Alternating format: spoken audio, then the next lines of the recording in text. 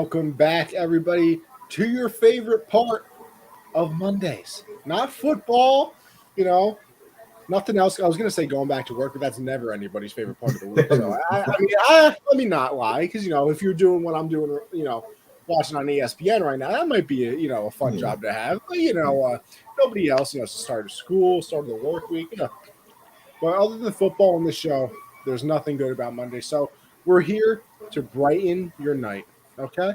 Not your day, because it's already nighttime. So, Josh, how are you doing, my friend? It's been an interesting day. I woke up this morning, and I don't know how you sleep, but I can't sleep like flat on my back. That's the only way I can fall asleep. That's impossible. I'm on the side or I'm on my stomach, and I don't know. I woke up this morning and I was on my left side, and I get up and I turn my head and my ear just starts throbbing. I don't know why. It just starts hurting so bad, and I don't know what's going on. I'm gonna give it a couple days, see if it goes away. But I don't like it. I hate it. It's annoying. I got one headphone in. I can't put the other one in. It hurts. Oh, Josh, poor guy. You feel bad for him sometimes, people. Sometimes, not often. I've had a healthy life, but this year, just the most random stuff happening. I don't like it. I don't like getting older. It's not good. Science. They say, Josh. They always warn us. They say never get old. I know, and I wish there was a way to not, but that science is still working on that. So it's getting there. One of these days, maybe. Yeah. You know what, Josh? I'm going to start the show in a way that we haven't done in a long time. Because you know what? I was updating our ticker, and blah blah blah. I was looking at some things, and I was like, what? We haven't done this in a very long time. But first of all, before I get into that, actually, I got to remind the people to make sure you go over to Twitch and make sure you go over to YouTube and go hit us with a follow on the Twitch and a subscribe on the YouTube, because we're getting there. People got 20 subs over there on the YouTube. We're at about let me check the account right now, Josh, to see where we are over there on the Twitter page. We're at 158 people. I told you, when we get to 100 on YouTube and 200 on the Twitter, we're giving away a gift card, an Amazon gift card, $100 Amazon gift card, by the way. And I appreciate. We got to shout out the podcast listeners too, because they've been tuning into the podcast lately. I appreciate you guys. Listen, I said I talked about the Chargers for him the one time. My boy Frankie went to high school with him. It seems like every week now I get a little update that he listened to the pod like we were doing. So shout out to the people. We like feedback on the podcast. So tell us what we're doing right. Tell us what we're doing wrong. We're still young. We're learning. So if you like something, tell us. If you don't like something, tell us. We're not going to get mad. I mean, I might. Yeah, he will. He will. Fine. Because I think we're perfect, Josh, by the way. I think we're almost there. But listen, $100 Amazon gift card. Do a random subscriber, random follower. So make sure you do both of those things, okay, people? We're trying to give you money. It's free. It's literally free. Exactly. But anyway, Josh, I'm going to start the show in a way we haven't done in a long time. And do you know what? Do you know where I'm going with this? Or did you get a Who Am I? I got a Who Am I? I did not see this coming at all. You know what? I didn't think you would. So I thought that, I was looking at the banners and stuff. I was like, we haven't done a Who Am I in a very, very long time. And I decided, you know what? We have to break the streak. We have to. There's no choice. So, Josh, in honor of National Tight Ends Day yesterday, I have found a tight end. I wouldn't even say that this one's difficult. It's easy. I'll ease you back right into it. And listen, people, if you're new here, I'm going to give Josh some hints. So I'm going to give him 45 seconds on the clock. And if he can guess, actually, no, we didn't do 45 seconds. Didn't we do like a minute? I don't think it was even that long. I think it was like 45 seconds. It wasn't super long. Well, fine. You're getting 45 seconds then to guess this player. And, of course, when I give the first hint is when I start the timer. So, you ready, Josh? I am ready. All right. So, I was a first-round pick in 2003. Number 24 overall, if that matters to you. Okay. Let's see. I played for 3 teams in my career. One of them I'm very well known for. The other 2, pit stops. I don't want to give the teams away. I feel like it might be a little obvious if I do. but we'll see if you can get it without the teams. I am a one-time Super Bowl champion. Made the Pro Bowl once. I got 5,665 receiving yards in my career, 53 touchdowns. Let's see, where does this man go to college, huh? Let's find out for you. University of Iowa. Okay. Iowa guys.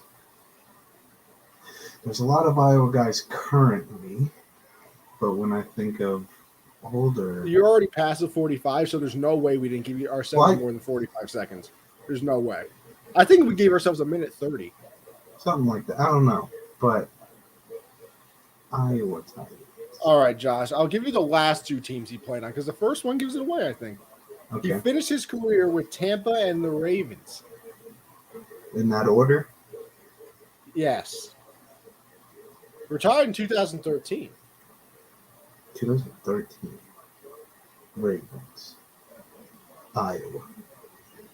There's an older Iowa tight end that I know it's him, but I can't think of his name. I'll give you the final big hint if you want it, or you want to try to figure it out. Give me a couple more seconds. Okay. Ravens 2013. How about this? They beat the Bears in his Super Bowl win. So he was on the Colts, so it's... Who was the Colts tight end? Who was the Colts tight end? I don't know, Josh, you got to tell me. It's not... Who? Dallas Clark. Dallas Clark. Yes, sir. He played for Tampa? No, he played for Tampa.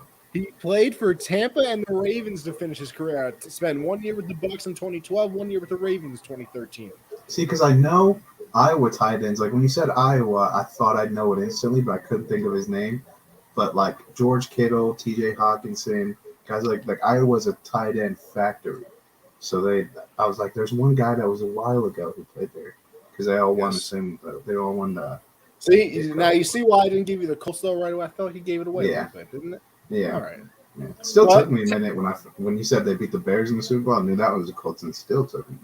Well, technically, you got it at the 2 minute and 5 second mark. Listen, so this is the first time back. It was a spur of the moment. Josh. I'm just giving it to you. I'm still giving it to you. Don't worry. Don't get too offensive there, guy. We'll be all right. But yeah, I thought I'd bring back the Who Am I for a week. Maybe I'll have one for you next week. Okay, I was gonna say maybe we'll see if we can fit it in here and there. Yeah. But we go from that to what I assume is gonna be the first ever generational sports movie review, because Josh has put on the Google Doc hashtag Make Movies Scary again. So Josh, go for it, because I assume we're talking about Halloween here.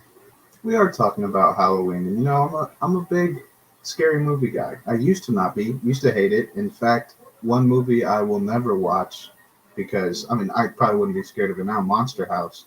Never. Tried watching it once as a kid. Terrifying. Once as a kid, could not ever do it again. Terrifying. But over the years, I've become a big scary movie guy. Love Michael Myers. Love all the Halloween movies. Okay. But this one was just. Not only was it not scary, because I'm tired of this, we're just going to make the music really loud and it's going to come out of nowhere. That's not scary. It makes me jump a little bit, but that's just because it's like, well, why'd you do that? Like, it's annoying. But not only wasn't it not scary, it was dumb. It was so dumb and such a disappointing movie. Like, just, have you seen it? Have you seen it yet? Josh, you lost me at the scary movie part. And you know what? Here's why. I forever will say scary movies are the dumbest genre that's possibly out there. It probably is. There is nothing I hate more than a scary movie. It's not because I'm scared of them. Some of them are very scary. What's that movie? Insidious? Yeah, those are terrifying, dude. Those ones get No, I don't think it is. Or Conjuring. You talk about the Conjuring movies? I feel like it's something else. Maybe it is Insidious. I can't remember. All I remember is the one scene where like the entire family is tied to like pool chairs. That's that is Insidious. Is it? No, I don't think it is. It's not, but that movie's pretty weird too. It's But like the that guys movie, living with the family. scary, very scary. But I don't know. I feel like all of them are the same thing. Because I'll tell you what's going to happen in every scary movie. Ready? The music, it's going to come up. You're going to start. You can get that little shiver down your spine. Oh my gosh, something's going to happen. Boom! They open the door. Music drops down because there was nobody there. No, there wasn't. Next thing you know, they close the door, turn around, bam! They're staring at him right in the window somehow. Every scary movie, it's the exact same thing every time. So you know what? Your boy has boycotted scary movies. Well, I'll go ahead because you're obviously not going to see this movie, and even if you like scary movies, I'd advise against it. But like there has to be some logic at some point. Like in the other Halloween movies, there are like it makes sense in the end. In this one, just some of the kills, like there was this one kill. Michael Myers like just murked 3 people in a car, and some lady's coming up shooting a gun at him. And as she gets closer to the car, the gun is right in front of the door. He opens the door, it hits the gun, turns the gun Sinister on is her. the movie I'm talking about, by the way. Sinister. Yeah, those movies are good. Now that's a scary movie. But he opens the door as she's got the gun pointed at it. It hits her hand, turns the gun, and she pulls the trigger and shoots herself in the head. I'm like, that is the dumbest kill I've ever seen. And then they're all in the hospital, and they think they see Michael Myers, but no one's ever seen him without a mask, so they just follow this crazy guy through the hospital where he's just running around town killing everybody. It was just so stupid and disappointing. And you know what, Josh? I saw on Twitter one of the all-time smartest things I've ever seen that actually ruined scary movies for me forever. I mean, I saw it 2 days ago, and scary movies were already ruined, but this really did it for me. So, Michael Myers has been, decimating the same town every year on the same night, and they move into or people move into a house. Everybody says it's haunted. This, that, and the third. Blah blah blah. You just never thought about moving. That's what I think too. Like even Batman, bro. Even Batman, Gotham. Everybody's out there getting murked that night. Why do people live there? Like what? Yeah, why are you living there? Listen, for one night out of the year on Halloween, if you live in the town Michael Myers does, just get a hotel in the next town over. Yeah, Michael Myers is going to crawl out of the lake and not even know what to do. He's going to go right back in. It's going to be like that scene for Fresh Prince of Bel-Air. This movie, like the whole town comes together and goes to kill him, and they kill him. Like they stab him, they beat the crap out of him, and then he just gets up and kills them all, like for no reason. Like he just gets up and they're all dead. It's like why? It's stupid. Makes sense. I mean, honestly, it makes perfect sense to me. But I say we move on from generational movie reviews and go back to the sports part of everything. And Josh, tell me all about UFC 267, because it's probably a UFC that I watch, but I don't really keep up to it. You know what I do? I let you do that, and then when the show comes on, I watch it, and then I pretend to act like I know what I'm doing. Yeah, I think the card, it's a pretty deep card. I mean, I even think the early prelims have some good fights, and Dana White usually does a pretty good job at stacking the early fights of the day to kick it off right and get people to keep watching before the main card. But compared to what's coming up next week, not this upcoming weekend, but the weekend after, Usman Covington too, that fight card is just stacked, so this one really doesn't compare to it. But I think the co-main and main are going to be very good. This was supposed to be a 2-title fight card, but Aljamain Sterling got injured, and he is currently the champ, not the real champ, because he won by disqualification. But Petr Yan is now fighting Corey Sandhagen. The last time he fought was against TJ Dillashaw in his first fight back, and I thought he won that, but he wound up losing. Fight, I remember very good fight. Yeah, he wound up losing by a split decision. I thought he could have easily won that. But I think this fight will be really good. I think it's going to be a lot more entertaining than maybe Petr Yan versus Aljamain would have been, because I think Petr, whenever they do fight eventually for the title again, I think Petr's going to knock him out. I don't think there's any chance Aljamain beats him, because he wasn't going to win that fight before the knee to the ground. But yeah, I think that fight should be really good. I wish it was a title fight. I don't think Aljamain should have the belt. I think it should just be vacant. But it's not like that. Unfortunately, they only do. We got our resident UFC professional in here, Alucard. host of they're one of the co-hosts. I don't know, host, co-host. Wearing a lot of shoes over there at Fights Unwrapped. So this is the real champ I fight. agree. I think whoever wins this fight, I think they're the best in that division, and I think they deserve to be champion. I think both of these guys beat Aljamain Sterling easily. Not saying that Aljamain's a terrible fighter. I just think these guys are better. But then the main event, Hold on, Josh. 1 second.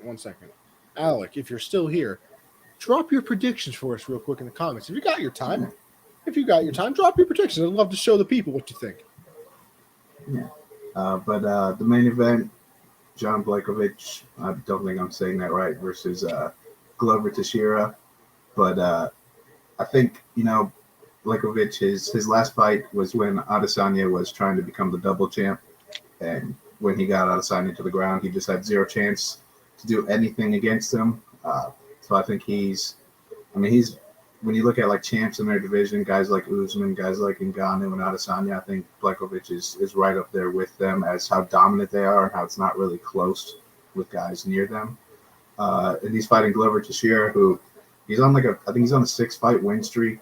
He's a veteran, but he looks like he's as good as he has ever been. I think this fight should be really good.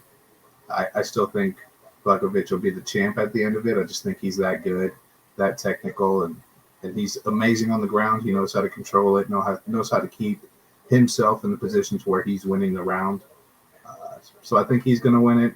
So for the co-main and main, I'm going to go with Petr Yan, but I'm going to root for Corey Sandhagen. I'm a big Corey Sandhagen fan, but I'm going to go with Petr Yan, and I think Jan Blachowicz retains the title. Well, you know what? We're going to find out because I have no idea what's going to happen. I don't sit here and pretend I know these things, people. Listen, you know what I do? I heard that I heard that there's going to be a fight. I find a, legal stream, of course. Watch it, pay for it, in fact, and then come back on the show and pretend to be smart. But these are Mr. Alec Carr's official predictions. Not only Jimmy for Evans is a beast. Not only for the main event, man, it went down the whole card. Now it's a very good. It's a stacked main card. It's just I don't know enough about these fighters to really talk about it, and you barely know the main event guys, so I don't think you really know what to say about Josh. How dare you? I like to think of myself as a UFC savant. All right, but it's a very stacked card. I think it's underrated. Just looking ahead at the future, like UFC 268 is going to be just a show. So I think this card is just a little bit underrated, but there are some very, very good fights on this card. And people, as you notice, Alec is a legend over there on the YouTube. So like I said before, go subscribe to the YouTube, Generational Sports. In the comments, we love talking to the people. But Josh, I say we move on from there. And we'll get right into not the NFL people. No. NFL, believe it or not, next on the schedule. Right now, we're going to dive in to the NBA. Because guess what? The NBA is officially back now. We had opening week. We got everything settled. We already got LeBron flopping and staying down for 16 minutes, even though he barely got touched. We got fancy dunks. We got Ja making levitating bro. We'll get into Ja because at least I don't know if we will. I will. I know I will. I'm also going to talk about it. But Josh, you got any takeaways, big thoughts, anything on NBA Week 1? Honestly, I mean, just with how crazy the 2 seasons prior to this were, this season with the COVID stoppage, then going to the bubble, and then last season just being rushed so quickly, I think the start to this season has been the best in a long time. It feels like it's just been such good basketball. I mean, everybody's there's only a few guys out there that are really injured that have carried over, but mostly everybody's healthy. And it's just been amazing basketball, young players coming out of their shell, starting to become stars. But just a couple things. I think the new foul rule where you can't pump fake and then jump into the defender, it's hurting some players who get to the line a lot, including the beard, James Harden. But I think people are kind of taking it too far with they're like Harden's washed now. He only wins. He only has good numbers because of that. It's like, no, He just has to adjust a little bit too because it was so easy for him to get to the line and shoot 17 free throws. Now he has to adjust his game a little bit. That's all it is. But I mean, he's still putting up 20 and 8 without getting to a strong suit, which is getting fouled and getting to the line. And the Lakers, I know everyone has been clowning them when they got beat by 30 to the Suns and everything. And they're not going to be a high seed this year because they're not gonna try to. They know what they're made of. They know they're not built to go and win 60-plus games.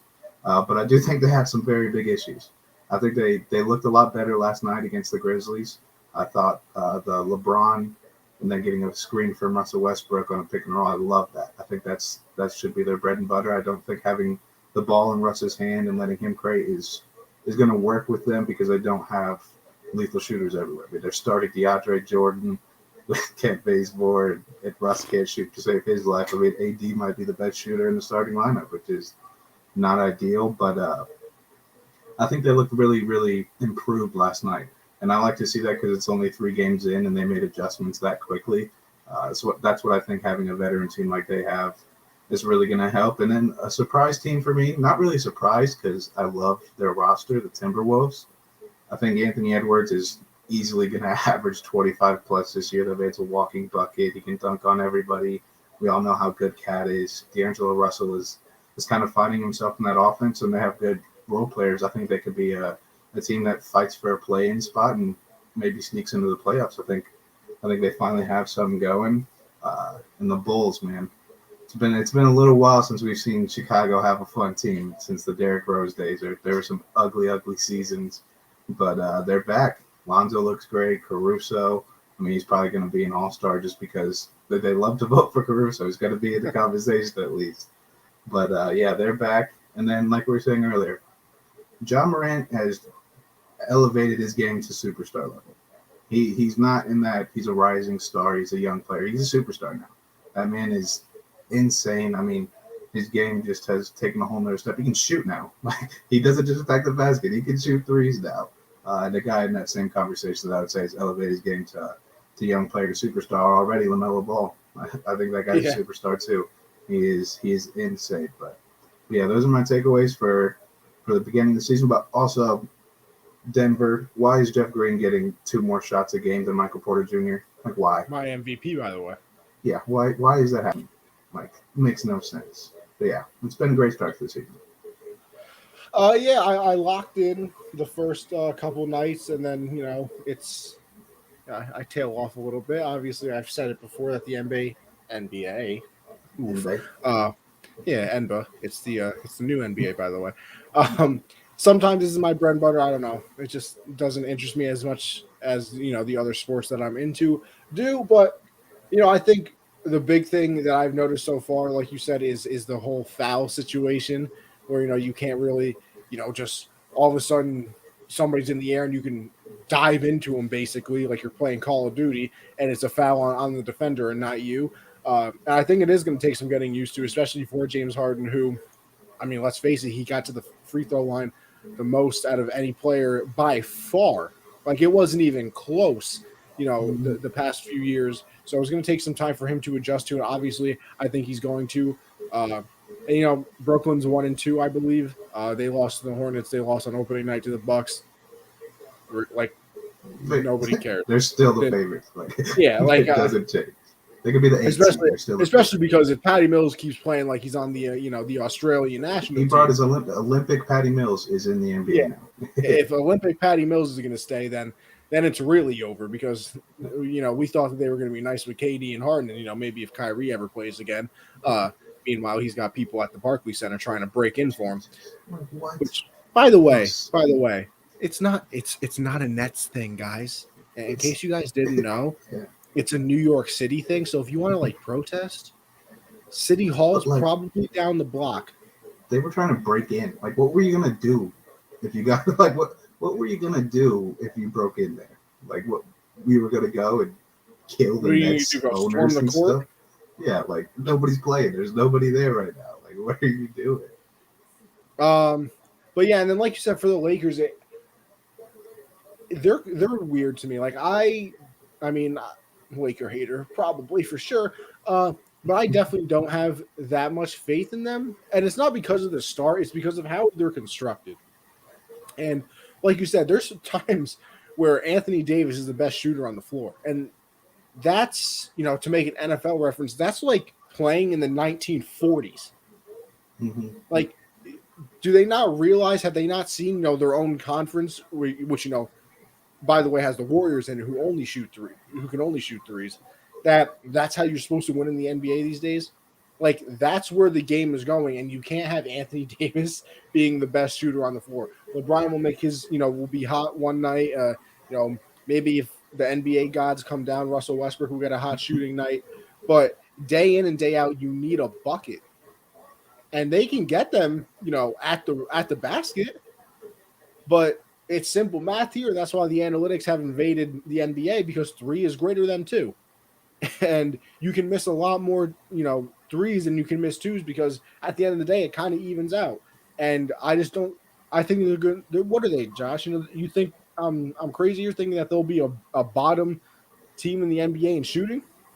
No, they'll definitely be down there just because, I mean, they have a couple shooters on the team. Austin Reeves is a guy they basically have had on the roster since last year because he forego his senior year, didn't go to the draft just because he knew he wouldn't be on the Lakers and they wanted him. And he's a lights out shooter. Wayne Ellington's a lights out shooter, but they're not going to get the minutes because they're going to play DeAndre Jordan. They're going to play Dwight Howard. They're going to play those guys. So I 100% agree. They're not going to be a good shooting team in the league. Yeah, I mean that's just a weird construction of a team. Like I said, especially nowadays. And then just to move on from there, the two people that you mentioned, and I wouldn't say that I don't like the Ball brothers. I hate their dad. He still annoys me. He's the best dad out there, man. Listen, I don't. No. Top You five. you don't like supportive dads? There was nothing worse in sports history than when that man was on every talk show every day. What did he say to Molly? What did he say to her? I just remember him saying that Jason Whitlock likes to eat or something. He was so on the Cowherd show. I don't remember what he said to Molly. He said something. It was funny. Yeah, but he got a band on that show. He's always annoyed me. So I guess I'm more of a hater of him, and it kind of turned me into a hater of the boys as well. But there's no denying it now. You look at LaMelo in high school and stuff like that. It was kind of, he scored 92 and 85 of them were cherry picking. Yeah. So even from there, I was like, this is really going to translate to the NBA. And well, guess what? When you're wrong because it's translated all right. Yeah. And I mean, I don't know where he'll end up this year, but that's a candidate for most improved player. I don't see why it can't be. I mean, he's playing unbelievable. And listen, I don't know if Ja can win it either because he's been, good in his previous years. But let me tell you something. It's a layup. But that layup he made against the Lakers, disgusting, was unbelievable. The man is floating through the air like a holy ghost, floating right through the air. So, there's definitely going to be some players that are going to improve this year. And then let me say one more thing, and this is going to make CJ happy. I hope CJ's in here. Who would have thought that the best thing in New York, our New York saving grace, was going to be Knicks basketball? They might have a little bit of a squad here. I might have to hit up MSG. Never did I think I would ever say that, but I might just have to hit up MSG, go to a nice little Knick game, because you got Randall, who seems to still be playing at that level he was last year. Obviously, if you're a Knicks fan, you got to hope and pray that last year wasn't an outlier year, and that he'll continue to play that way. Kemba's obviously going to get assimilated into the team, but that first game against the Celtics, that was Fournier, man. That everyone clowned them. Everyone clowned the Knicks for giving him that bag and bringing him to improve the team, but he has been hooping. And Obi Toppin didn't have a great rookie year. He's showing up now too. The Knicks are back. Listen, and we still got a nice little improvement from RJ Barrett. Like I said, Kemba will get there. And I think the biggest thing, and I definitely hear it more. Obviously, I'm in the New York market, so all the talk shows and everything talk about it. The underrated thing for the Knicks is Mitchell Robinson. He's improved on not fouling. He just couldn't be on the court because he was fouling, but now he's not, and he is great. He's great. And last year, too, the thing with him was he was hurt. Yeah. I think that series against the Hawks can be a lot different if he's there. Because what you forget is, I believe he set the record for field goal percentage in a season. Yeah. And, like I mean, obviously he's taking, 2-footers. He's not out here hitting threes. Mm-hmm. But, hey, you still got to make him no matter what. Yeah. So very impressive, for the next part on the next side of things. And listen, I hope that the Knicks are back. I really do, because New York will be a lot more fun. I'll say that. Because did you see the video? Team. You see the video after the Knicks beat the Celtics? Yeah, they're going crazy. New York loves the people. Yeah, but on one thing, I feel like we'd be wrong not to touch on our team, the OKC Thunder. Obviously, we know winning 20 games this year would be a good year for us, so we're not looking to win. But I've been seeing some good improvements. Darius Bazley keeps getting better. Josh Giddey, I'm going to have to keep apologizing if he keeps playing like this, because I saw that stat line.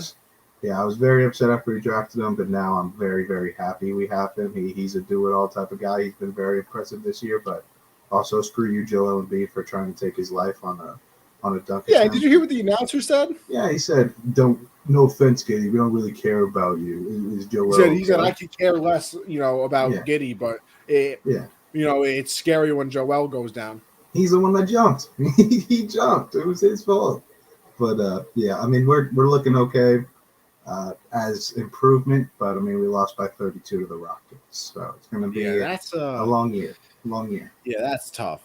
That's what we would definitely call tough. We're aiming for that number 1 pick in Chet Holmgren, so we can get a big name. That's the goal this year. Josh, all I'm saying is, I was fantastic as the Thunder GM on 2K. Yeah. I mean, did I turn the salary cap off to make it more fun for me? Yes. But hey, it was still a great time. Right. We're currently, Josh, we're 6-time champions in a row. By the way, we're on a 6-peat right now. You're on the Bulls dynasty level. That's 6-peat. Is Shea still there at least? You still got Shea? Yes, he is still there. I believe he's up to 94 right now. Okay. I think I'm in like the 2029 season though. So, I drafted Bronny James. Hey. Drafted Bronny. He's my shooting guard right now. Signed Giannis in free agency. Hey. I believe I signed Tatum in free agency. Listen, let me tell you something. Having salary cap off really makes things a lot more fun. Yeah, a lot easier. Yeah, definitely. I don't know how I can be with, being an actual GM where I have to be responsible with money, but hey, just give me an unlimited budget. Be willing to pay that tax. But we move on from there to our NFL Week 7 recap, as we usually do. And Josh, we're going to get to the important games, as we always do, but we're going to start with our teams like we usually do as well. And there is a simple word that Josh has put underneath the Panther game. Josh, would you like to tell the people what that is? You're done. It's over. Listen, I'm not going to talk about them too much. We suck. We suck. There's no way around it. I mean, hopefully we can be a Washington football team so we don't get swept by the NFC East. That would just be an awful thing to happen this year. At first when we traded for Sam Darnold, second and a fourth, didn't seem like that bad of a deal. The Jets look like they're winning that trade right now. It's not good.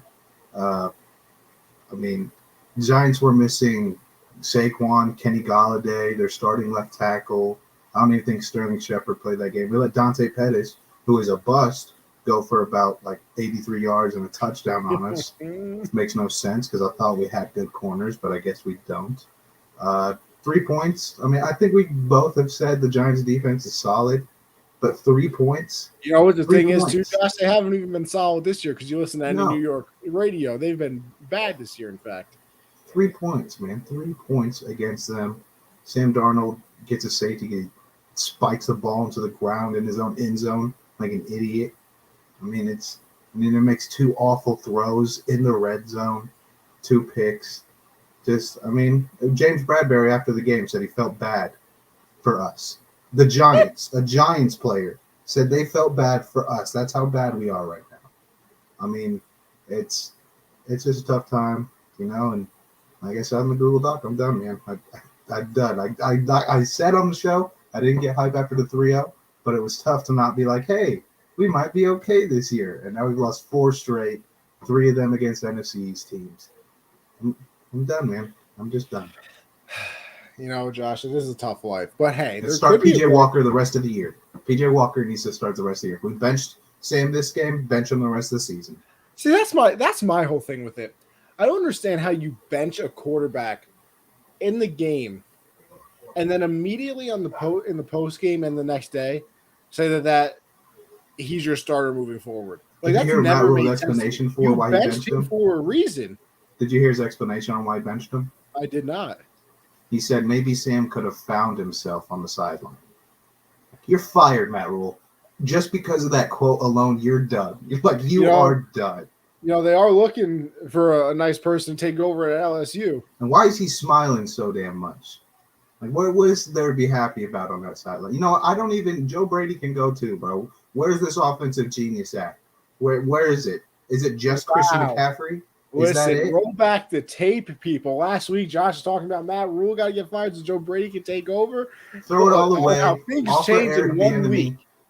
David Tepper needs to offer Eric Bieniemy half of his net worth and get us into the full rebuild. Clean out the building, get the staff gone, bring in Eric Bieniemy, get Darnold gone. Well, Josh, there could be a bright side. Maybe there's a bright side. There's not. The bright side was the first 3 games. No. Because you are one of 2 teams left in the Deshaun Watson sweepstakes. Oh, wow. We might get a criminal quarterback who might play for us one day. For what? 3 firsts and 5 pick swaps? Like, what? I would do it. We're probably going to do it, and I'll probably be happy about it. All I'm saying is he's a terrible person. Disgusting acts. They're all civil cases. Doesn't look like he's going to serve any time. He hasn't been suspended by the NFL. You can make the trade right now, have him start next week. We'd probably still lose by 30 points, man. No, I think that turns the whole franchise around, Josh. If DJ Moore wasn't on this offense, we'd probably gain like 30 yards a game. Like that. Now, Josh, here's the question. Here's the question that everybody wants to know. Deshaun Watson is traded to the Panthers. Do I see a Deshaun Watson jersey on that wall one day? I doubt it, just depending on the court cases, because if he is charged and if all this is true, hell no, I will never order that jersey. It will never be put on that wall. But, if it comes out that somehow 20-plus women lied at the same time, then maybe I'll consider it. But I don't know. Yeah, losing to the Giants is definitely a low light. Yeah, it's not. Especially when Daniel Jones is out here looking like the reincarnation of Jesus. Like, it wasn't bad enough they beat us by 22, but he had to go out here and have his Odell moment, just a one-handed snag. Like, what is happening? Right on the Panthers sideline to rub it in. Yeah. It was weird. It was 3-5 at halftime. What the hell is that score? Like, are you kidding me? Like, what is happening? But the Yankees are back on. It was stupid. Yeah, it was like watching a baseball game, dude. That was stupid. I hate the Panthers, man. I hate it. It's not fun. This is not fun. Let's just sign Cam. Give us something. Do you have a second favorite team that at least makes the year worth watching? The Bears. Yeah, I'm super happy to just feel like How did you get to that? I live in Illinois. My dad's a Bears fan. I grew up a Bears fan. And now I'm a Panthers fan, so the Bears are my secondary. So you grew up a Bear fan, and then you just swapped over to the Panthers? We were not allowed to be anything. We were not allowed to be anything but Chicago fans for quite a while in my life. Bandwagon confirmed. Do you hear this, people? Bandwagon confirmed. Yeah, I bandwagoned onto the Carolina Panthers. They were good for a stretch. For a year. This is the team I've decided to ride with. Cam is allergic to the playoffs in back-to-back years. I forgot, This isn't the Patriots. But anyway, it's tough life. Maybe next week you'll have 3 less first-round picks, but a Deshaun Watson on your team. Yeah. Maybe he'll not be in jail. Who knows? Hey, they're all civil cases right now. Just saying. Let's just make it a three-team trade. I'll take Tua, bro. Give me Oh something. no, you don't want to do that. Now you're just exaggerating. Nobody wants It's to. funny because like last year we get Teddy, and we're like, we've never seen Teddy with these type of weapons. Maybe he'll be good. He sucks. This year we get Sam Darnold. We've never seen Sam Darnold with these type of weapons. He sucks too. And we gotta quit doing this. Just because DJ Moore is great does not mean these quarterbacks are going to be good. Josh, you said to make the scary movies great again. I think you need the Panthers to be great again. That's like when Could you imagine this show, Josh, if the Panthers and Patriots met in the Super Bowl? It would be so much more fun. It would be so much fun. But you know what? The Patriots did win a Super Bowl this week. No, this week, Josh. Because word to the rock, laid the smacketh down. Yeah, and you made our prayer circle look like crap. Listen, Josh. It already looks bad from last year. We prayed for Joe Burrow and he tore an ACL. Who cares, man? You guys injured a man that did not deserve it, okay? He did not deserve it. No, he certainly didn't. But yeah, that was interesting.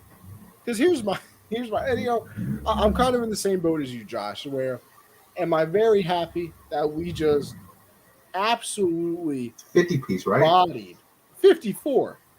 Jesus. 54-13 was the win. And you know what the craziest part about that is? Mac Jones only had 307 passing yards and 2 touchdowns. Like, I feel like he would have had a lot more. You know what's also really cool?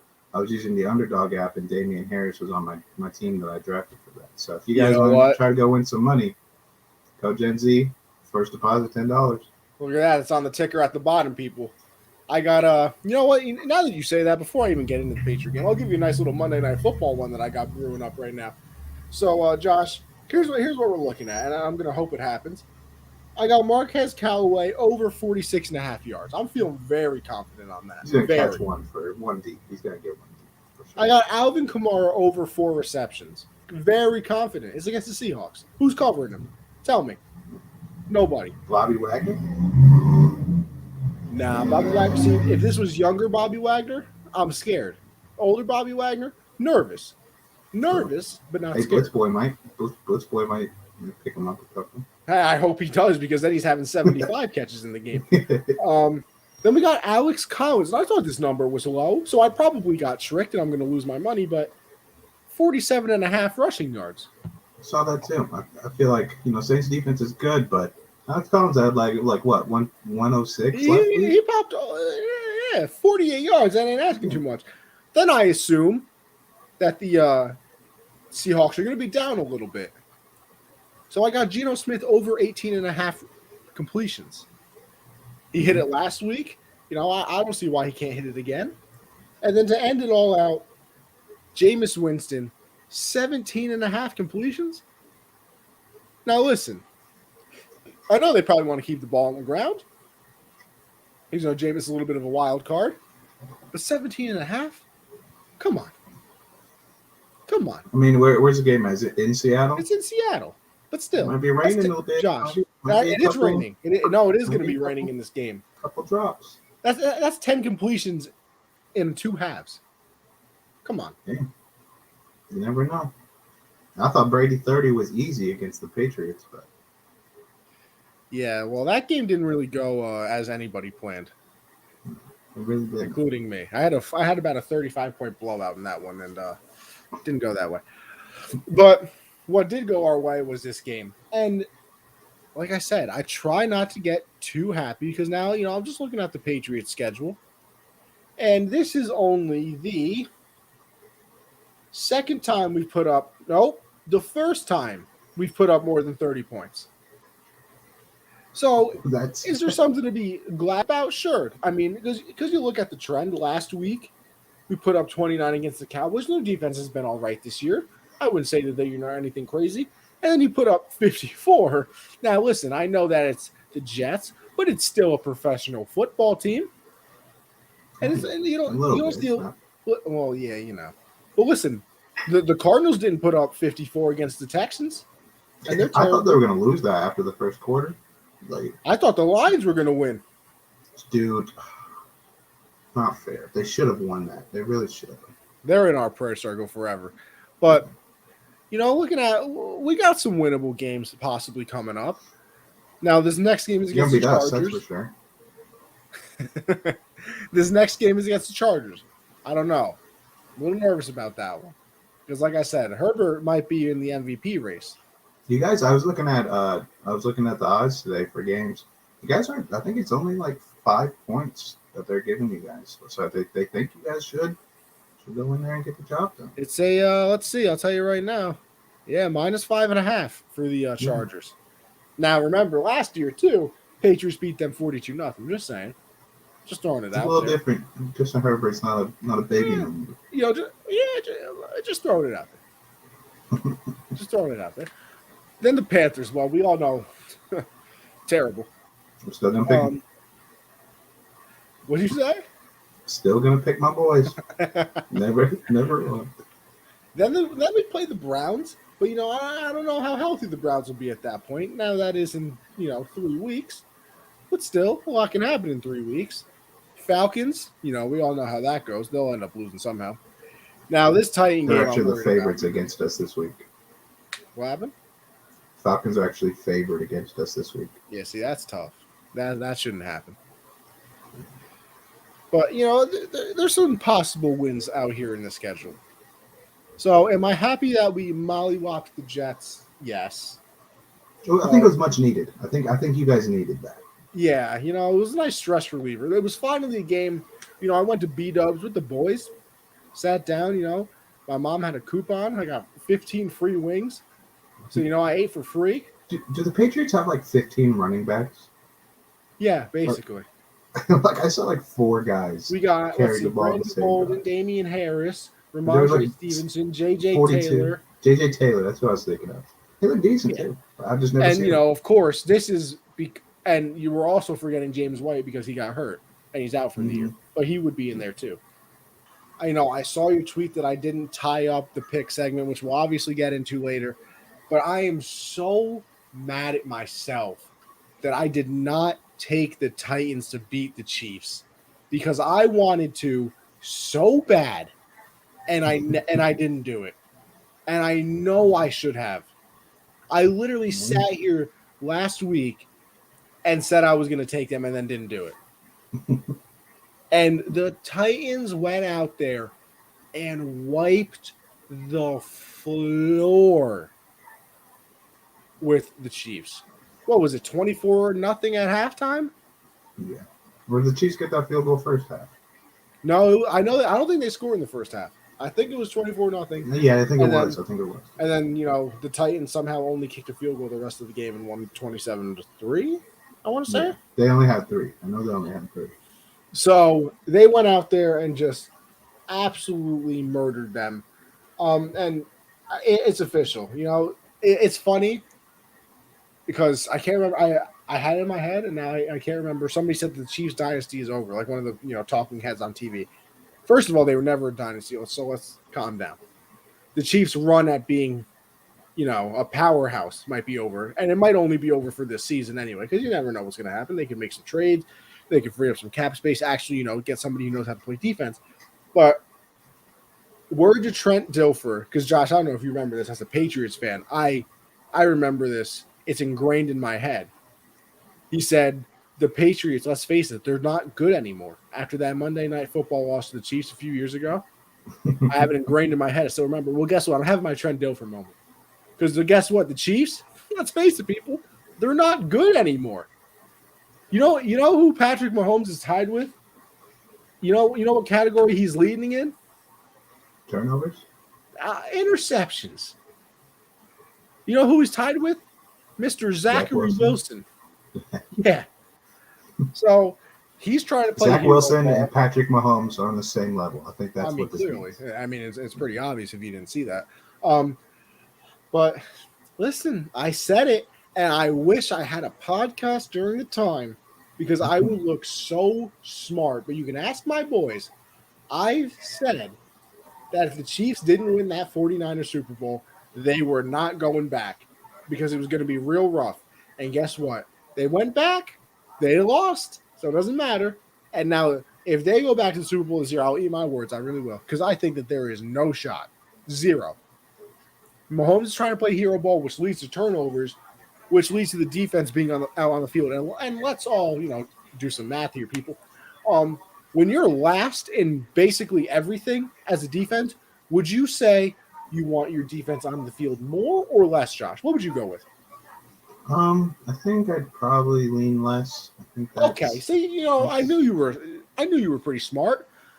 And guess what? The Chiefs' defense is on the field more because Mahomes keeps trying to turn it over.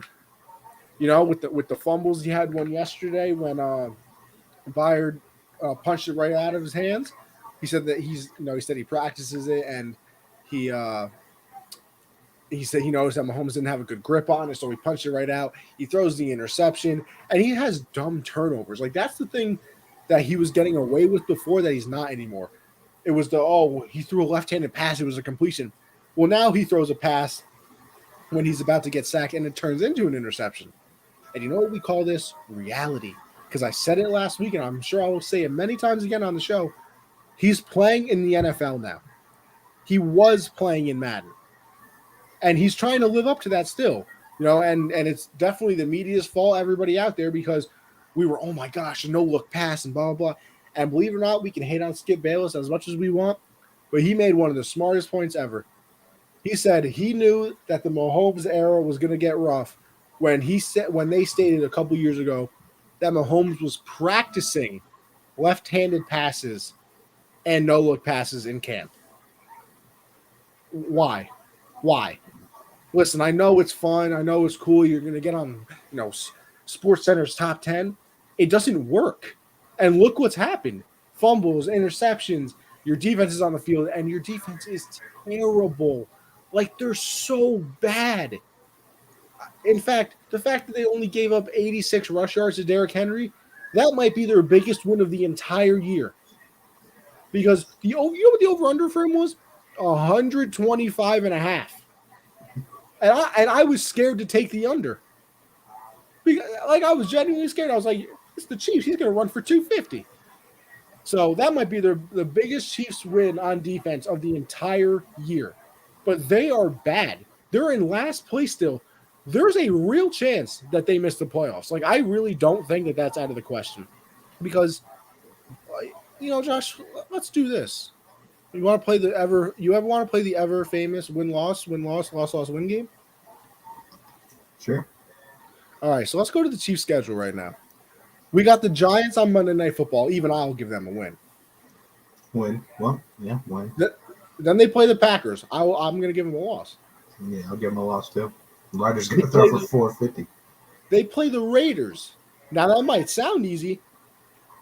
I don't know. That's a toss-up. I'm taking the Raiders. I'm taking the Raiders, yeah. Then they play the Cowboys. I'm going to go with the loss.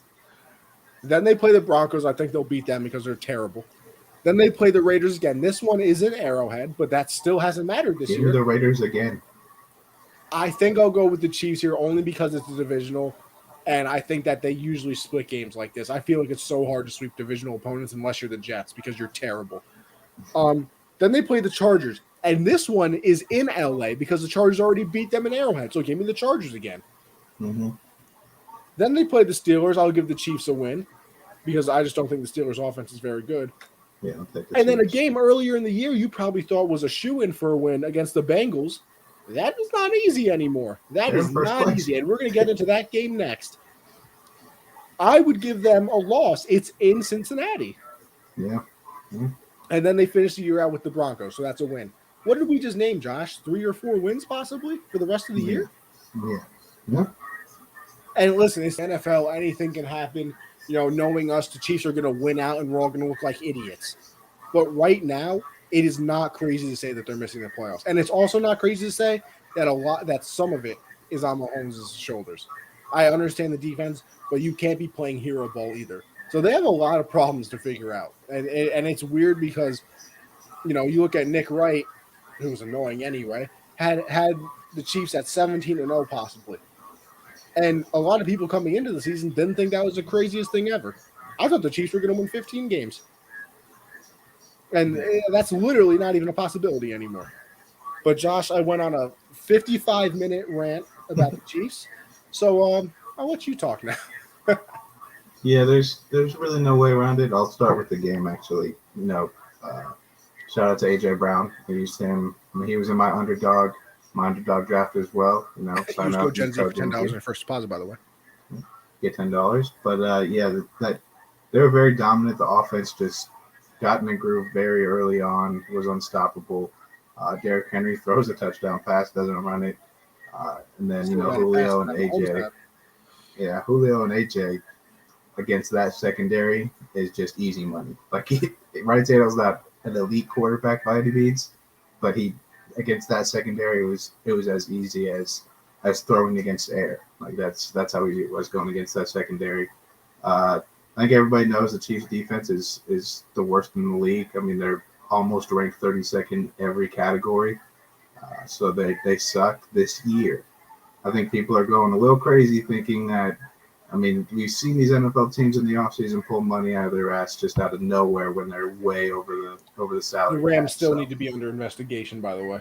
Yeah, so who's to say the Chiefs this offseason don't somehow get 5 or 6 veterans on their defense, and that defense improves tremendously. I agree they suck this year. I honestly don't think they make the playoffs this year.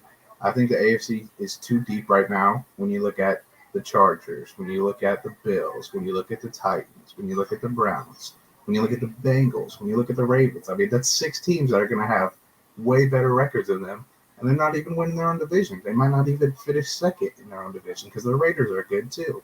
So I don't think they make the playoffs this year.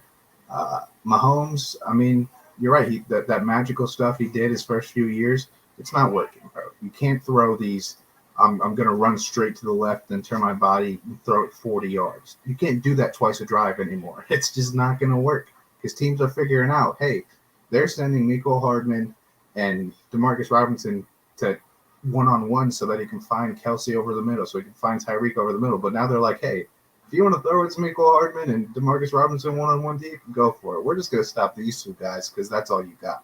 And that's all it is. That's all it is. I also think not having Clyde Edwards-Helaire does hurt them. He's been out for, I mean, I think he only played 2 games this year so far. So that does hurt them. Something like that.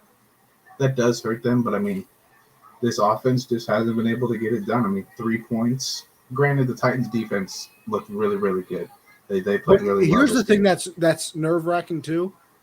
You know who one of their starting corners was? Who? A random dude that I don't remember his name. It's his 9th team that he's been on. He's been in the league since 2017. Arizona's practice squad they picked up this week. Yeah. Yeah. They picked him up on Tuesday. He's starting against Mahomes. They scored 3 points. Yeah. We saw what Josh Allen and the Bills did to them. Mm-hmm. Yeah. They're a different set of shoes away from losing that game. Yeah, exactly. I mean, it's tough to see the Chiefs go down like this, but I think we got to take away the focus from the Chiefs on this game and applaud the Titans. I mean, in 6 days they beat the Bills and the Chiefs in the same week. They did that, so I think they need to get more credit than we are tearing down the Chiefs. Obviously, the Chiefs played awful. It was not good at all. But I think we need to give the Titans a little more credit because I do still believe in the Chiefs. So I think they're going to win, as many Super Bowls as Brady and them did. But people also got to realize this. Peyton Manning's a legend, one of the greatest quarterbacks of all time. Only won 1 Super Bowl in Indianapolis in all of his time. Russell Wilson, one of the best quarterbacks in the league for his whole time here, only has won 1 Super Bowl. So it's not like people are doing what Tom Brady has done. Not a lot of people are winning that many Super Bowls in their career. So I think people got to realize the fact that they got one early like that is huge. And I still think he's talented enough. I think they're still offensively talented enough to put it together this offseason. But obviously, I think this season's a wash. I don't think they make the playoffs. They just suck this year. Yeah, and it's weird, too, because, we always hear, exaggerations and stuff like that. Like, I remember when the Eagles beat the Patriots in the Super Bowl, and then, like, the next offseason there was, some chatter about people not liking each other, whatever, blah, blah. And everybody was like, oh, the Eagles ended the Patriot dynasty, whatever. And then they went on to win the Super Bowl anyway. Yeah. But the Bucks might literally have ruined the Chiefs.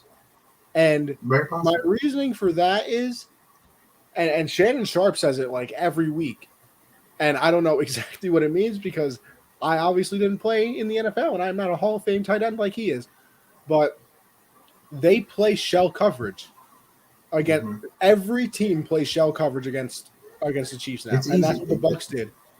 Because like you're gonna Patrick Mahomes is very good, but you just force him to beat you. You force him to make these magical throws because you can't do it every play, and that's what we've seen. You're right. I mean, this cover deep, this shell coverage that everybody's doing, they're not sending the house at him.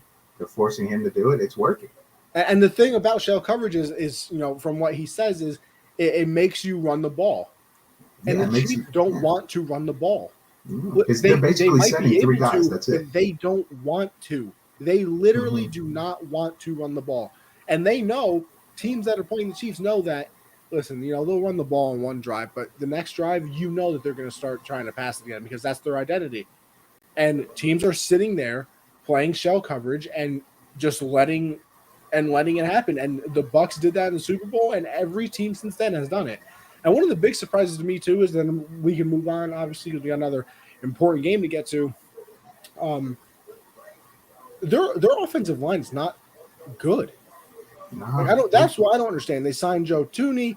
They traded for Orlando Brown Jr. Like, they rebuilt the entire offensive line. It was supposed to be good, and they're not. No, I mean, even Mike Rivers is a guy they picked up that's decent, and they sucked this year. And it's weird because, I mean, that was the one thing they focused on this offseason. That was their one weakness coming into the year. It really was. You think Eric Bieniemy leaves if they miss the playoffs this year? You think he's like, I got one? I mean, I would say yes, but I thought he was going to get a head coaching job the last 2 off seasons, and he hasn't. So what do I know? Yeah. But like you said, a lot of credit to the Titans as well. Like you said, they beat the Bills and the Chiefs in literally the same week. They're 5-2. I think that they're in first place in the conference. I think the Bengals are right there with them. The Bengals actually are. Bengals, Bills, and Titans have the same record, but Bengals are in first. Right? You know what, Josh? Because obviously, at the start of the year, everybody had it that the Bengals were going to be leading the conference, the Raiders in second, the Titans in third, the Bills in fourth. That's how everybody obviously. I think after 7 weeks, we're all like, yeah, it's going to be Cardinals, Bengals, and then we'll see. Yeah. I think everyone agreed on that. Yeah, and then obviously everybody had the Cardinals being the best, and Green Bay, and I mean everybody else kind of makes sense, but the fact that Arizona is 7-0, but the AFC is so wide open too. Oh, yeah. Like everybody, I feel like the NFC is better than I feel like the NFC is better than the AFC this year. Honestly, with the Chiefs sucking, I feel like the NFC is tougher. See, here's my thing. I don't know because I feel like the AFC has a lot of very good teams, and then the NFC has a couple or like a few, and like the bottom of their division is their conference is so bad that it almost evens out. Because like you could see outside of the Jets and Jags, all those teams in the AFC are competitive. Like they all can win. Yeah, and Miami. Miami too. Well, like you look at the NFC, it's Detroit, disgusting. The Giants, awful. Philly, awful. Washington, awful. San Francisco with Jimmy G, awful. Carolina, awful. Atlanta, somehow. Seattle doesn't have Russell, awful. Chicago, disgustingly bad. So it's weird. The NFL is I feel like it's balanced more because I feel like the past couple decades the AFC has been the powerhouse with Pittsburgh and guess who changed everything? Brady leaves the AFC. Yeah, Tom goes to the NFC. He brought balance. He brought balance to the force, man. That's what he did. His daughter has held the Lombardi more than the Cowboys have made playoffs in the last 20 years. By the way, just saying, just throwing it out there. But anyway, we move on to the other big game of the week, and that was the Bengals and the Ravens. And obviously, I started it off with the Chiefs and the Titans. So, Josh, why don't you take it away on this one then? Yeah, I think we all were excited to see this game just because the Bengals have been improved this season, but I do not think anyone saw a blowout by the Bengals in this game, especially with how Lamar has been playing and coming back in the recent games. But I mean, the Bengals offense was just unstoppable. Marlon Humphrey, I think we can both agree, is one of the best corners in the league, and Yeah, great man-to-man coverage guy. Jamar Chase put up 201 yards on his head. Like he was unstoppable in this game. They didn't even need Joe Mixon. I mean, actually, Samaj Piran was the best running back in this game for both teams because the Ravens don't have a running back. But the Bengals were just he's not a running back. Don't do that. But 15-31, by the way, this week. With the Bengals, their defense, I think, needs to get some credit too. Trey Hendrickson was, because I think there's been some underrated signings of this offseason. I mean, you always talk about the Emmanuel Sanders signing. I think Trey Hendrickson for the Bengals is a huge addition to that pass rush. He was in Lamar's face all game. Jesse Bates does what he does. But this game was crazy. I mean, outside of what Lamar threw and ran for, they had 29 yards. Like that was from other running backs. Like that just can't happen. And you said it last week. They depend on Lamar for everything, and when that gets locked up, they have nothing. Because I mean, I think it'd be a different story if J.K. Dobbins and Gus Edwards were healthy. I think that the run game would be much better outside of Lamar. But it can't happen anymore. That teams know now. They're like, well, it's Lamar. Well, I mean, they've been known. Lamar's just that good that he still finds ways to win games. But when you're going up against offenses that are going to put up 41 like that, it's going to be very, very tough to compete with them. But it was just very impressive from the Bengals. I mean, they're in the first place now. That defense has improved. Obviously, Joe Burrow and Jamar Chase, I tweeted out, they're going to be so fun to watch over the next decade. I mean, they're going to be so good together. Obviously, both went to LSU. And now, I mean, Jamar Chase has 750 yards through the first half of the season. And he's on pace to have a Randy Moss type rookie year. So it's insane to say, especially because everyone was saying he was going to go to the XFL during the preseason. That's how everyone was clouded up when he was dropping passes, and now he's just out here leading the league in yards. It's insane, but yeah, it sucks for Baltimore. This game is not one you want to lose. You obviously want to win a game like this, but I don't think it's the end of them for this season either. I still think they're a very good football team. I liked what I saw out of Rashad Bateman for them at the receiver position. He got open finally. I mean, he's been injured, I think, most of this year, but this game he was fully healthy and he was getting a lot of looks. And I like to see that. Mark Andrews showed why he's one of the best tight ends in the league too. He was making some crazy catches, getting open. I mean, it's not the Ravens weren't moving the ball. It's just Lamar made some bad decisions, and the offensive line just couldn't protect him long enough to finish off when they got into the Bengals territory. But I think it just shows more about the Bengals. I don't think this really derails the Ravens a lot. They still have where are they, 5-2 still, or 4-3 or something? Yeah, I believe they're 5-2. Yeah, so I mean they're still right up there with the Bengals and the Bills. So I don't think this hurts them too much, but very impressive win from the Bengals. Yeah, like you said, I think the main thing I took away from this, because I said it last week. Excuse me. I said it last week that I wouldn't have been surprised if the Bengals somehow kept this game close, and if they even won the game. Because like I've always said, division games usually are kept close, and you never really know what's going to happen in those type of games. But the fact that they went out there and just destroyed them is what was obviously surprising. And I'm going to admit that I was absolutely wrong, 100% wrong, that I sat here and clowned the Bengals all offseason and during the draft when they didn't take Sewell. Because you needed to make that offensive line better, because Joe Burrow got hurt last year because he was running for his life and taking hits, and I think he was the most sacked quarterback at the time he got injured and everything like that. And, I sat here and said that they should have taken, an offensive lineman and all this, that. Well, guess what? This is exactly why Joe Burrow was literally in the GM's office saying, please, for the love of God, draft Jamar Chase. And he was right. Sometimes you're just right. He has the most receiving yards through 7 games for a rookie all time, and he turns a 5-yard pass into an 84-yard touchdown. That was insane. And it was just simply the right choice. He brings a new element to the offense, obviously. And you start looking at it, they have a very good offense. Like that really wasn't going to be the problem coming into this year. We were kind of more worried about the defense, and even the defense. You look at what they did against the Ravens, a team that just, puts up points every week, it seems like, shut them down as well. So obviously maybe this is, a letdown week for the Ravens, coming off of a nice victory last week. and still, maybe you overlook the Bengals thinking that, oh, maybe they're not as good as the record says they are, but they went out there and proved something to me at least, and it was very impressive. I think that they definitely have enough, to make maybe not a Super Bowl run, but definitely a playoff run. I wouldn't be surprised if they won a game, maybe even two, but I don't know. I don't know if I'm ready to commit yet, even though they are 5-2, and like I said, they're number one in the conference, so there isn't really a reason I shouldn't. But I'm still hesitant. I think I would still pick, the Bills over them. I still think that the Ravens are better than them.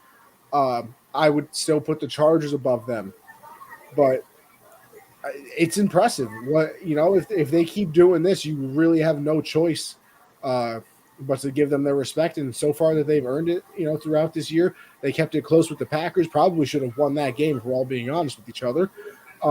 They beat the Ravens, so they've had some nice games here. So good on them. And to the last point of the Ravens being Lamar centric, like you said, I said it last week. You got to find different aspects somehow. I know that the running backs are hurt and everything like that, but go out and make a trade or something. Find somebody. Old Le'Veon Tony Bell. Pollard. Go get Tony Pollard. See if you can pry him from the Cowboys. Yeah, apparently Tony Pollard is a god. You missed the whole conversation about Tony Pollard. That's why I said it like that. But go find somebody, because Le'Veon Bell and Freeman and all these other random people that you're putting out there clearly aren't getting the job done. And Lamar finds a way to never get hit, but it's the NFL, and one of these days it's going to happen. He's going to get laid out one of these days, and right when that happens, your season's over. It is absolutely over. And, it's like that for a lot of quarterbacks. Obviously, if they get hurt, the backup clearly isn't as good. But I feel like it's a new level for the Ravens, because if Lamar gets hurt, that's their offense. Maybe if God forbid Brady got hurt or something like that, I think a quarterback could come in and not do what he does, but at least Blaine Gabbert's great. Blaine Gabbert's great. But you know what I mean? He can come in and at least, oh, look, I can throw the ball to Mike Evans too. But you replace Lamar with somebody, it's like, I don't really think we can run. And the worst part about that is their backup. Their backup is very, very. He's basically Lamar, just not as good. Like, he's the same type of quarterback. If they had a veteran backup who wasn't mobile, then I think you can switch up the offense and throw the ball. But if he's just like Lamar, you're going to run the same offense. It's just not going to work. Yeah. But we once again move on from there and go in to our segments here where who's your QB of the week, Josh? Joe Burrow. Joe Burrow is my quarterback of the week. Not only was it a big win, he went 23 of 38, 416 yards, and 3 touchdowns in a big game. So he's definitely my quarterback of the week. You know what? I was going to go with Joe Burrow. But let's be a homer, baby. Let's go with Mac Jones. 307 yards, 2 touchdowns, led a rout of the Poverty Jets. First ever 300-yard performance out of Mac in his young career. I think this is my first time in a couple weeks not picking the quarterback that played against the Patriots. Yeah. Because I picked Davis Mills. See me happy. And I don't know who I picked last week, but yeah. Who did they play last week? Oh, the Cowboys. Yeah, I picked that. Picked Dak. You're a bad guy. Bad guy. Like I said, we need. I wanted to start the hashtag down below in the comments, bad guy Josh, but one of these days. Who was your player of the week? You're gonna like this. It's Damian Harris. Not only did he win me money, go down to Dog when he signed up first deposit, code Gen Z, $10 for first deposit, but he had a great game too. I think he had like 14 carries over 100 yards and a couple tutties. So yeah, he's my player of the week. I'm going to go with Mr. Mike Evans. A big game, had 3 touchdowns, almost got murdered by Tom Brady because he gave away a 600th passing touchdown ball. But they got it back. And by the way, Fan made a terrible deal. I think he got like a different game ball. Do you really think there was any chance he got out of that stadium with that game ball if he didn't just give it to him? 0 chance. Security has came and taken game balls for much less. There's no chance he leaves. First of all, they gave him the ball. He didn't steal it. So yeah, Mike Evans did, but they were going to come and get it. Like, there was 0 chance he leaves. There's 0 chance anyone Listen, leaves all that I'm saying stadium is with that I ball. obviously love Mr. Brady. He's over my right shoulder or left. No, right shoulder. Yeah, I hate the stupid mirror thing with the camera. There is no shot I'm giving up that game ball unless I can meet the man. And that wasn't even one of the things. He's getting like some nice stuff from Brady, some other game stuff, and then a different game ball. No, $1,000 for the sir. gift, $1,000 to the store. You get a couple jerseys. You get Brady and Mike Evans to sign them too. Maybe make a little bit of bread. Nah, that. What do you mean? That ball is probably worth 500,000. Probably, but like I said, there's zero. They've came into the stands and taken game balls for much less accolades. For 600 passing touchdowns for Tom Nah. Brady, you think they were letting them leave with that ball? No chance. Oh yeah, Zero chance. I'm finding a way. And if he That's did leave the 500 stadium, racks right there. if he did leave the stadium, there's a good chance it's someone's at his door when he gets home. Like there's no way he gets away with that ball. There's zero chance. By the way, my Alex Collins prop is looking fantastic right now. First 3 plays of the game, right to Alex Collins for a first down. So Gerald Everett to get the ball, get it to Gerald Everett. I'm also gonna, but I will say I will need Mr. Geno Smith to start throwing the ball occasionally because I need over 18.5 completions. But I'm sure that will happen eventually. Anyway, those were our QBs and players of the week. Now, of course, we have to add somebody to our prayer circle. So together we pray. Josh, do you have anybody to add? I think just due to the Zach Wilson incident, we obviously say prayer for him, but I think we throw in the Jets fans this week.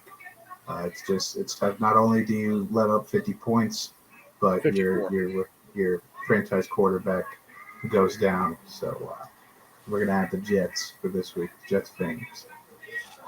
I'm gonna stick with fans and quarterbacks because first of all, I hope that Justin Fields is being prayed for daily because he's on his Joe Burrow from last year. I think he leads the league in hits and everything like that.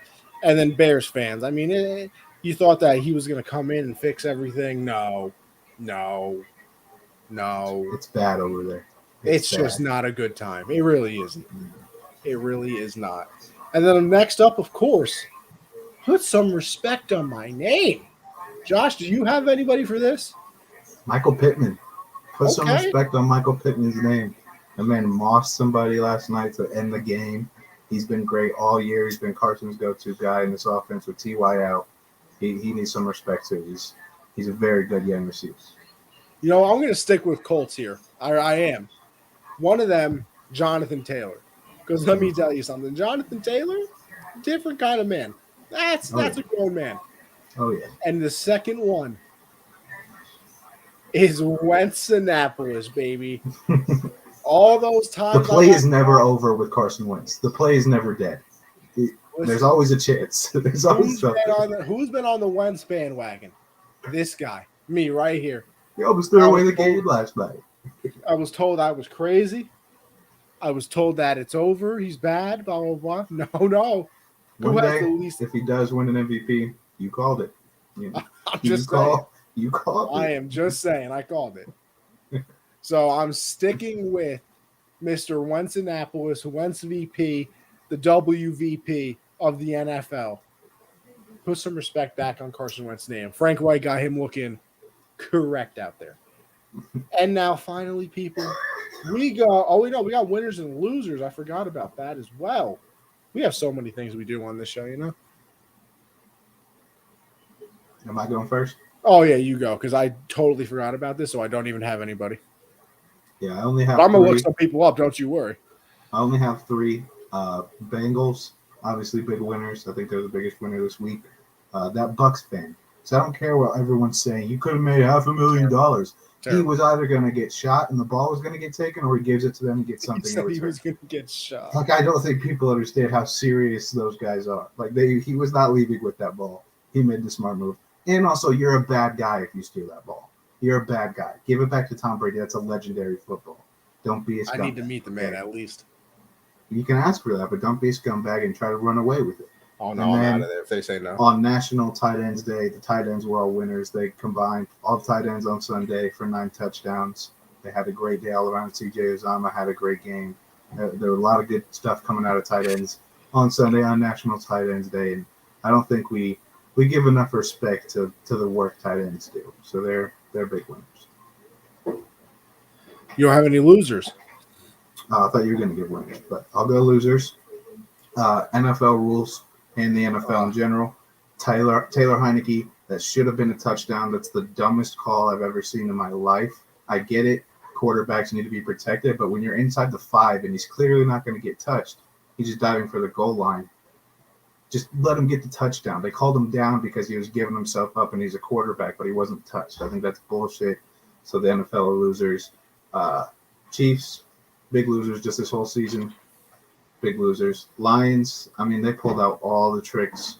Onside kick in the first half, fake punts. They had the lead, and they lose. So they're losers. And Panthers fans, we've been deceived, led astray, run amok by Scott Fitterer and David Tepper. We made 10 trades in the draft. We traded for Sam Darnold. We got Stephon Gilmore. Blah, blah, blah. We suck. So thanks a lot. Listen, I'll gladly take Gilmore back, by the way. You can have him, man. I don't want to see him over here rotting. At least he has a shot in New England. I'll stick with tight ends, like you said, for the winners. Zach Ertz. I'm going to single him out, though. He gets to leave Philly and go to a 7-0 Cardinal team. And then not only that, Josh, did you know that touchdown he scored was the longest of his career? And he also gave no, I don't think it was that ball. But on his way out, there was one Eagles fan with his jersey in the stands, and he gave him like his gloves or something. What a guy! What a freaking guy!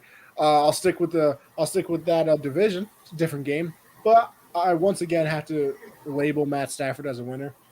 Man went out there against his former team, 334 yards, 3 touchdowns. They're 0-7 right now, and he's currently sitting at 6-1, chilling in LA. And Jared Goff is probably alone. It's probably raining. Freezing in Detroit. Yeah. It's power went out. He's just Matt Stafford's with his wife, sitting by the pool. It's probably 75 still. So what a life for him. Losers, the Jets as a franchise. You thought everything was going to get better when Brady left, didn't you? Guess what? It doesn't. I'm just going to end it there. Not only because I didn't prepare for that, but because I think the Jets are such losers that nobody else should even be in the category. Just saying. Josh, tell us who did better on the picks, even though I know I didn't tie because you tweeted it out. Yeah, we had the same record this week. We both went 8-4. So we're right at where we are. I'm so mad I did not take the Titans. I'm so mad that you pressured me into taking the Niners. That's what I'm mad about. I'm mad I caved. That's what I'm mad about because I knew the Colts were going to win that damn game, and I still was like, I might as well just go for the Niners. Atlanta wins. If I had the Colts, then I would have gained another game in the difference. Would have made it a 3-game lead. And that's the other thing. Atlanta finds a way to lose all the time. The one time I picked, I picked against them. Yeah. And this is the one time they find a way to win. Unbelievable. Yeah. Never seen anything like it. The Falcons really threw the game away, like they always do. Matt Ryan fumbled, Dolphins drove. They tried. They certainly tried. Shout out Young Wei Koo. No, hate him. Never been a fan. Josh, what do you think is this Monday Night Football game, though, before we get into our picks? Monday night? I'll go Saints. I was going to say, I got the Saints as well. I'm not a big Geno guy. I love Geno.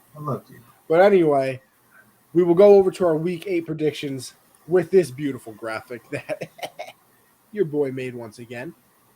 Round of applause for me, as I think I deserve it. But, okay, Geno, look at you going deep to DK. Oh, my gosh, DK get to go. Oh, touchdown. We have that has to be a 75-yard touchdown by DK Metcalf. Let's see. Does it show the yardage here, people? He just bodied whoever was covering him. 84 yards. 84? A nice 84-yard DK Metcalf touchdown. And to think I was going to take his over in yards and didn't do it. I hate myself once again. So he just bodied Marshawn. I drafted Alvin Kamara over him. I probably should have. What was that? DK. I drafted Alvin Kamara over him. Still think that's the right move, but that kind of makes it look like. That stings just a tad bit. Definitely a tad. But anyway, let's get into our Week 8 picks. Of course, brought to you by Underdog Fantasy, where you can use code Gen Z to get $10 on your first deposit. People, it is a wonderful time, if I say so myself. I'm having a great time, at least. Josh is doing the drafts. I'm more of a pick'em kind of guy, although I should probably get back into the drafts, considering that's where I win my money. Josh, one more thing, by the way, before we get into this. I was down 14 points in my fantasy game.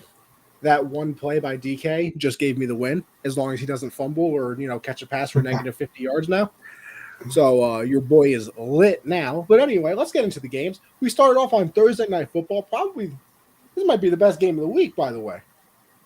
Thursday Night Football, we got the Packers and the Cardinals. Josh, who do you have? Of course, you're gonna make me pick this one first. Why? Oh, you want me to pick? I'll go. I'm gonna go with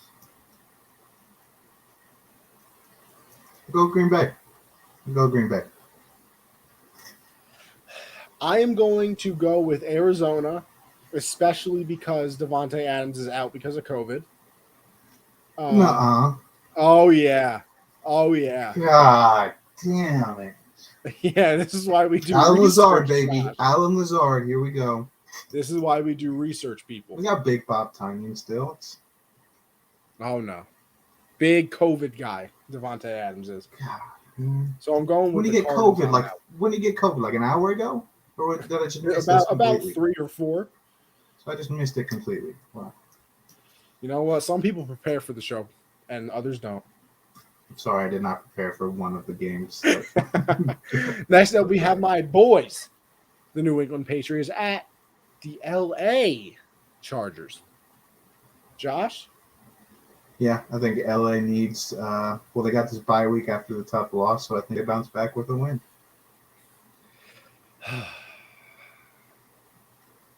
This is hard for me. Do it. I mean, Mac Jones was your quarterback of the week. He was. 50 the Patriots did beat them 47-0 last year, I believe. I don't know, 42, 49, 47, something like that. But you know what? No, I will stick with them. Yeah. Because Josh is going to stick with the Panthers anyway, so maybe we can even out here. I'll go with the Pats. Why not? I thought that they would lose last year to the Chargers, and they ended up beating them. So why not? Bill was very good against rookie and sophomore quarterbacks, and he saw what happened last year against Justin Herbert, so maybe he cooks up the same game plan. And now we have an actual QB, unlike we did last year, so it's possible. Next up, we have Josh's guys, the Panthers, up against those Falcons. Josh, how we feeling? Not good. Stephon Gilmore should play this game. He could have played this week, but he didn't travel. So he should be active in this game. And, maybe he gets it done for us, but I've never not picked the Panthers. And I'm not gonna end it against the damn Falcons. So, yeah, give me Carolina. This is a game that I feel like I should pick the Panthers in because I think that they will win it. Because the Falcons, I know, are just going to end up screwing me. But I'm going to go with the Falcons. We've disagreed on every game so far. This could be the week for you.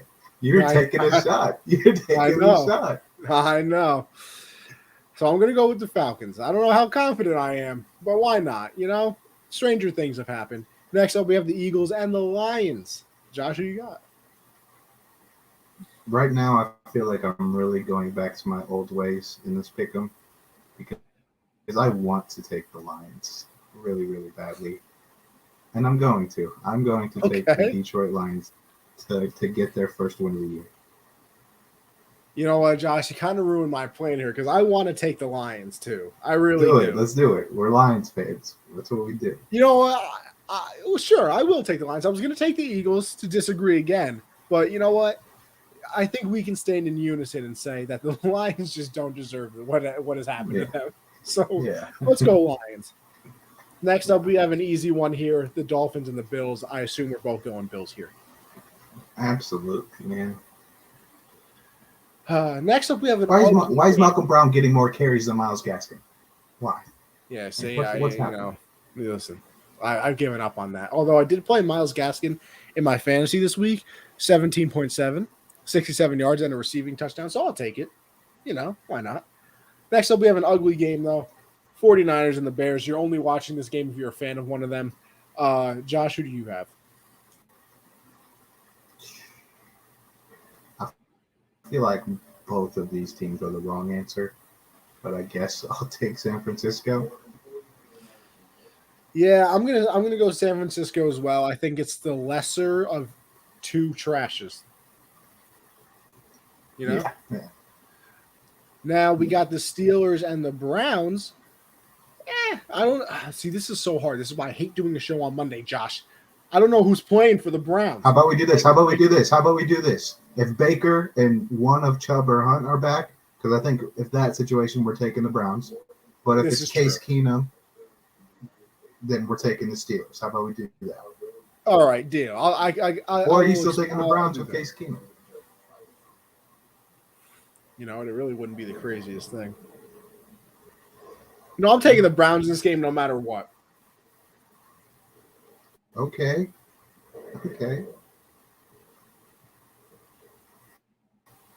So you're going with the Browns if Baker. I said I'm doing it. But then if Baker and both Chubb and Kareem Hunt, but if I get one of the running backs, I'll ride with you. I think you need to make one singular decision. I think it's only fair. That's kind of stupid, but I don't think so. Fine, I'll go with you. I'll go with the Browns. Okay, yeah. That's fair. It's ruined a good situation for both of us. Yeah, you know. Next up, another easy one. Rams, Houston. Not even worth talking about. The Rams are going to win probably by 25. Now we have a division battle. This is a big one here, people. We got the Titans at the Colts. Who's winning, Josh? Listen, I get it. You love Carson Wentz, man, but the Titans are gonna kill him. They're gonna kill him. Give me the Titans all day. I don't think they're gonna kill him. Do it. You have to. I'm picking the Colts. I'm picking the Colts. I think they figured it out these past few games. They've looked good. You know, Wentz. Fewest interceptions in the NFL. I'm sticking with the Colts, baby. You're damn right. Next up, we have the Bengals and the Jets. Another easy one. I don't even know who the quarterback for the Jets is. So we'll go with the Bengals, Josh, I assume. Yep. Now this can be interesting. This game right here could be interesting. We got the Jags and the Seahawks. Josh, what are you thinking? Honestly, I think you're probably going to take the lead this week. No. Well, I got some risky picks in there. Well, I picked the Panthers. I think I am risky. I will go with the Patriots. I will go with. God, this is stupid. I guess give me Jacksonville. Give me Trevor Lawrence and Urban Meyer. I guess. You know what, Josh? The craziest part about that is I was going to go with Jacksonville. So this is not the craziest thing ever. I think we're both up. I think we're both here on the upset train. I could see it. Okay. It's just this shouldn't be a tough decision, but just the way the NFL works, Seattle's not good. It sucks. Russ, we need you back to make these decisions a lot easier. Next up, Washington at the Denver Broncos. This is another game that if you watch for fun, you should be examined. Absolutely should be examined. I'm going to go Washington, though. Listen, Scott Hansen, NFL Red Zone makes every game fun, okay? So it doesn't matter who's playing. Scott Hansen makes it a good game. But, yeah, I love Taylor Heineke. I'm also going Washington. Next up, we have the Bucks and the Saints. Now, if this is last year, could be interesting. This year, no, I don't think so. So I'm going with the Bucks, Mr. Tampa Bay. Yeah, the Bucks are just unstoppable. I'm definitely going with the Bucks too. And this is intriguing, I think. I really do think it is an intriguing Sunday night football game. The Cowgirls and the Minnesota Vikings. Minnesota. Who do you got, Josh? I just want to first say if this total doesn't hit like 86 points, it's a disappointing game. But I'm going with Dallas. I think they're very good this year. Yeah, I sadly got to go with them as well. Especially, you want to know main reason, Josh? It's a primetime game. We know Kirk Cousins doesn't know how to play in them. Yeah. So those are our Week 8 picks. Obviously, we will find out what happens, and we will report it back to the people.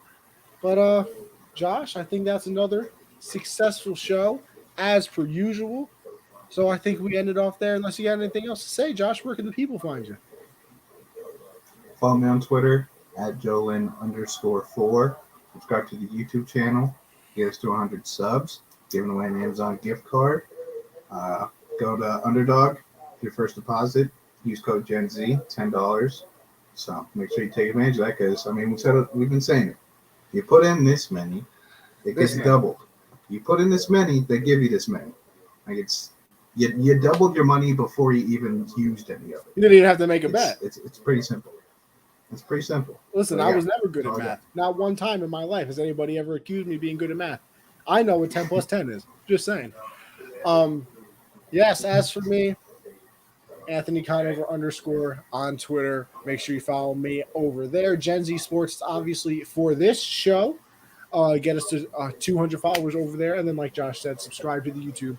100 subs over there. When we hit both of those, giving away that Amazon gift card. So if you want free money, just do it. Tell your friends. Listen, make a fake account. I don't care. Go ahead. You only increase your odds of winning. Tuesdays, I do the hard count with me and CJ. We talk about everything in the NFL. We go over literally every single game, give our thoughts on them, and then predict the next week. Thursday, Backstop Banter. Me and Michael talk about everything in the baseball world. We have a World Series, people. Our World Series has been set. We got the Astros. Hey, you know who's playing? The one guy I talked about one time Mr. on the Pablo show. Sandoval. The one guy, isn't that crazy? The one guy I've ever brought up.